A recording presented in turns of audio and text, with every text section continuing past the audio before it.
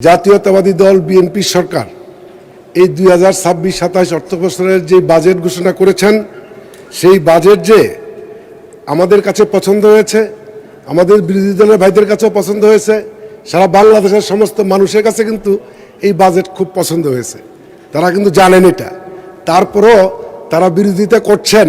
তারা কিন্তু এখানে দাঁড়িয়ে সবসময় একটা কথা বলেন, যদি আওয়ামী লীগের সময় বিরোধী দলের ভূমিকা যেমন ছিল আমাদের ভূমিকাও যদি তেমনই থাকে তাহলে আমরা তো লেজির ভিত্তিক হয়ে গেলাম, আমরা তার বিরোধী দল থাকলাম না।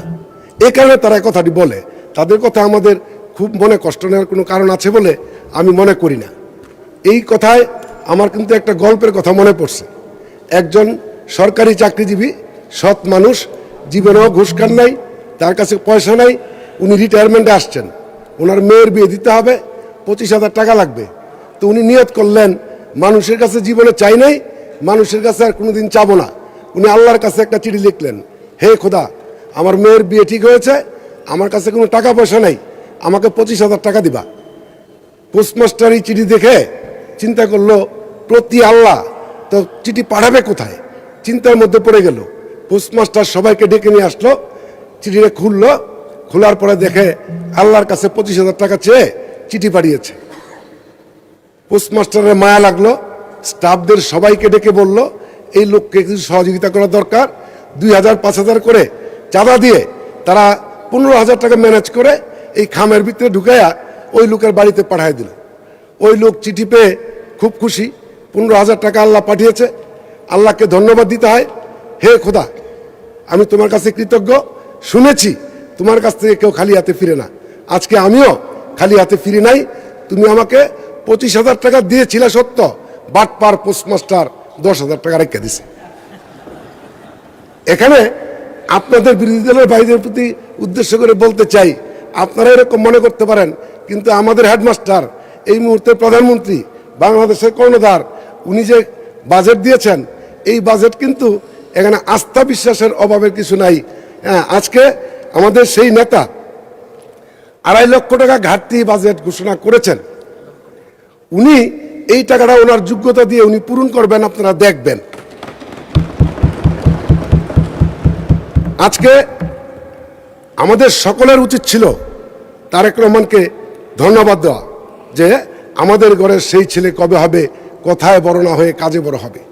আর সেই ছেলেটার নাম কিন্তু জনাব তারেক রহমান।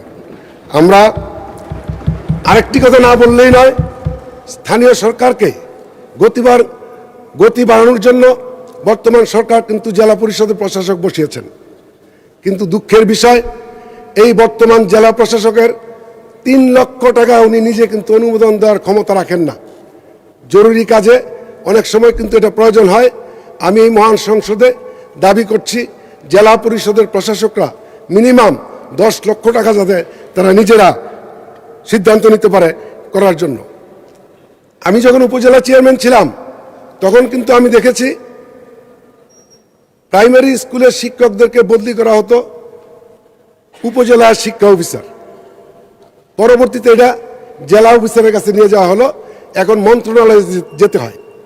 আমার প্রশ্ন, আমার বাড়ি নরসিংদী, 1.5 ঘন্টা লাগে ঢাকা আসতে মন্ত্রণালয়ে। নর্থ বেঙ্গল, সিলেট, বগুড়া, পাবনা, দিনাজপুর যে সকল প্রাইমারি স্কুলের শিক্ষকরা আছেন, তারা যদি একদিন মন্ত্রণালয়ে আসে কোনো কমপ্লেনের জন্য, তাদের 3 দিন সময় নাই, 3,000 টাকা খরচ। সে কারণে এই প্রাইমারি স্কুলের শিক্ষকদের বদলিটা আবার জেলা পর্যায়ে দিয়ে দেওয়া হোক, এটা আমার দাবি, আমার পক্ষ থেকে বলছি। নরসিংদী জেলা শিল্প সমৃদ্ধ জেলা, এখানে ডাইং প্রিন্টিং অনেক বেশি। তো ডাইং প্রিন্টিং করতে গেলে ওয়াটার ট্রিটমেন্ট প্ল্যান কিন্তু খুব জরুরি প্রয়োজন। অনেক মিল মালিক আছেন যারা ওয়াটার ট্রিটমেন্ট প্ল্যান করার ক্ষমতা সক্ষমতা তাদের নাই। সে কারণে আমি সরকারের কাছে, এই যে পরিবেশ ও বন মন্ত্রণালয়ের কাছে অনুরোধ করব, আপনারা যদি সরকারিভাবে একটা জায়গায় ইটিভি করে আমাদের কাছ থেকে গ্যাস বিদ্যুৎ বিলের মতো বিলটা নেন, এটা আমরা দিতে পারি। এটা সম্ভব না হয় তাহলে ওই মিল মালিকদেরকে ঋণ, সুদবিহীন ঋণ যদি আপনারা দেন 5 বছর মেয়াদে, তাহলে কিন্তু পরিবেশটা আরো সুন্দর সবাই রাখতে পারে। আজকে আমার নির্বাচনী এলাকা নরসিংদী 3 শিবপুর, এখানে সবজির জন্য বিখ্যাত। আমরা মনে করি ঢাকা শহরের মিনিমাম 50% সবজি আমাদের এই নরসিংদী শিবপুর থেকে আসে। এটা পচনশীল এই সবজি, সে কারণে ওইখানে যদি একটা কোল্ড স্টোরেজ করা হয় তাহলে কিন্তু কৃষক তার ন্যায্য মূল্যটা পাবে বলে আমি বিশ্বাস করি। আমার লাস্ট কথাটা হচ্ছে, আমার নির্বাচনী এলাকা শিবপুর, এই শিবপুরের রাস্তাঘাট পাকা করার জন্য আমি কোনো দিন কোনো বরাদ্দ চাবো না, কারণ আমার নির্বাচনী এলাকায় 99% রাস্তা পাকা।